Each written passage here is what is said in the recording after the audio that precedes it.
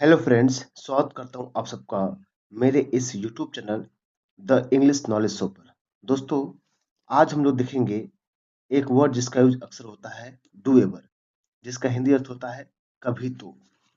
इसका हम यूज देखेंगे और कैसे इसका ट्रांसलेशन होता है, इंग्लिश ग्रामर में इसका क्या यूज है और इंग्लिश स्पीकिंग में हम किस प्रकार यूज करके इससे यूज करते हैं। आइए देखते हैं। देखिए, डू एवर का अर्थ होता है कभी तो ऐसा करो। ऐसे बोलते हैं ना, कभी तो ऐसा करो, डू एवर।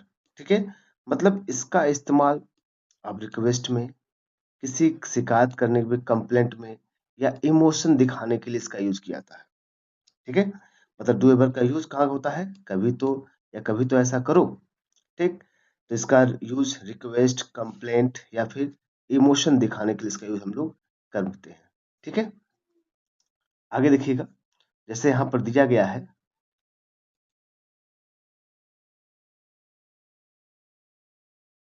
Grammar rule. इसके साथ हम डू एवर के साथ हमेशा बेस फॉर्म यूज करते हैं। वो आपका कौन सा फॉर्म, बेस फॉर्म यूज करते हैं। ठीक है, इसके साथ जो ऑब्जेक्ट आता है ऑब्जेक्ट लगा देते हैं। यहाँ देखिए, कम से लिखा है, कम वर्ब का फर्स्ट फॉर्म रहेगा। कॉल कॉल, लिसन लिसन, मतलब ये सब मिला जुला के वर्ब के बेस फॉर्म का ही यूज होता है। इस तरह का एम्फैटिक रिक्वेस्ट एक सेंटेंस होता है, मतलब जो जोर देता है, जोर दे करके रिक्वेस्ट करने की बात होती है। और यहाँ पर हमेशा वर्ब का कौन सा फॉर्म होता है, फर्स्ट फॉर्म होता है। ओके, तो देखिए हम लोग ट्रांसलेशन देखते हैं कैसे बनाया जाता है इसको। ये कहा जा रहा है, कभी तो समय पर आ जाया करो, कभी तो समय पर आ जाया करो। तो क्या बोलेंगे, डू एवर, उसके बाद वर्ब का फर्स्ट फॉर्म और समय पर, on time. Do ever come on time, कभी तो मुझे कॉल कर लिया करो, डू एवर कॉल मी, कभी तो मेरी बात सुन लिया करो, do ever listen to me. Do ever मतलब कभी, लिसन सुनना सुनना, टू मी मुझे, कभी तो मुझे सुन लिया करो, कभी तो मेरी मदद कर दिया करो, do ever help me, do ever help me, कभी तो मुझे समझने की कोशिश किया करो, do ever understand me. Okay, do ever understand me. तो यहाँ पर देख रहे हैं ना, ये भी वर्ब का फर्स्ट फॉर्म, ये भी वर्ब का first form, call me, listen verb का first form, help me, understand, visit, speak, ये सब वर्ब के कौन से फॉर्म है, ये सब वर्ब के फर्स्ट फॉर्म ही है सब।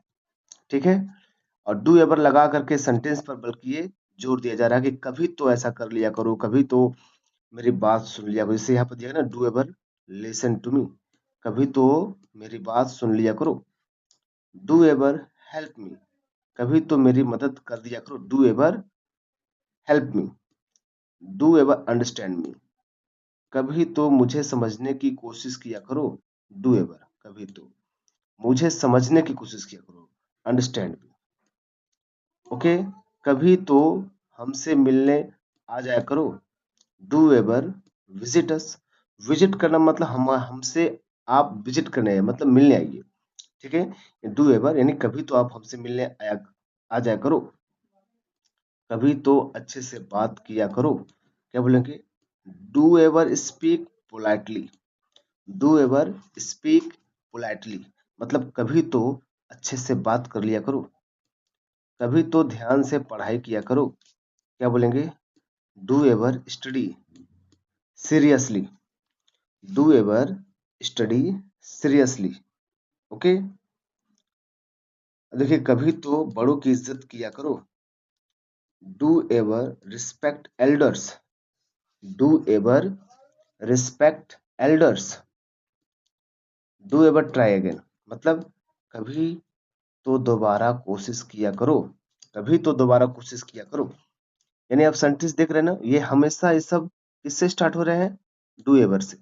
डू एवर से स्टार्ट हो रहे हैं कि नहीं, ये सब डू एवर। इसके साथ हमने क्या लगाया, जो वर्ब है मेन वर्ब, वही वर्ब का बेस फॉर्म लगाया। मैंने कौन सा लगाया, बेस फॉर्म लगाया। यानी बेस फॉर्म यूज करके ही आप इसे, तो हमने जितना भी यूज किया डू एवर का यूज किया। इन सब के साथ कौन सा वर्ब का फॉर्म यूज किया, वर्ब का फर्स्ट फॉर्म हमने यूज किया। ठीक है, उसके बाद जो आपसे कहेगा अदर वर्ड, उसके बाद अदर वर्ड लिख दीजिएगा आप लोग। ठीक है, ये सब अदर वर्ड है। अब जैसे यहाँ पर कभी तो समय पर आ जाया करो, तो आपने डू वर्ब पहले यूज कर दिया, डू एवर। उसके बाद आपने वर्ब यूज किया। कम, आने की बात हो रही है, ऑन टाइम, समय पर। ऑन टाइम मतलब यहाँ पर किसकी बात हो रही है, समय पर आने की बात हो रही है। इसी तरह आप डू एवर कॉल मी, यानी कभी तो मुझे कॉल कर लिया करो। ठीक है दोस्तों, तो ये रहा एक इजी, बहुत आसान तरीके से हमने समझा दिया आपको। ठीक है, अब यहाँ देख सकते हैं कि क्या कहा जा रहा है। यहाँ पर डू एवर का बहुत कॉमन ग्रामर स्ट्रक्चर नहीं है, इसका बहुत टफ नहीं। अब एटलीस्ट यूज होता ज्यादा, sometimes, please try to again, at least, come come on time, कम से कम समय पे आ जाया करो। अब डू का यूज बहुत कम होता है। प्लीज ट्राई टू अंडरस्टैंड नहीं, कभी तो मुझे समझने की कोशिश किया, प्लीज मुझे समझने की कोशिश किया करो। यानी डू एवर का प्रयोग मेनली इमोशन या कंप्लेन दिखाने के लिए हम लोग करते हैं। अब डेली इंग्लिश में एटलीस्ट आ गया है, अब प्लीज वर्ड ये ज्यादा यूज हो रहे हैं। ठीक है दोस्तों, तो आशा करता हूँ दोस्तों आप लोग को समझ में आया होगा। अगर आप ग्रामर से जुड़े और नॉलेज पाना चाहते हैं तो हमारे इस YouTube channel the English knowledge show से आप जरूर जुड़िए। मैं पूरी ग्रामर पढ़ा रहा हूँ, ट्रांसलेशन सिखा रहा हूँ। ठीक है दोस्तों, तो आप लाभ उठा सकते हैं। तो मिलते हैं हम लोग नेक्स्ट वीडियो में, तब तक के लिए नमस्कार।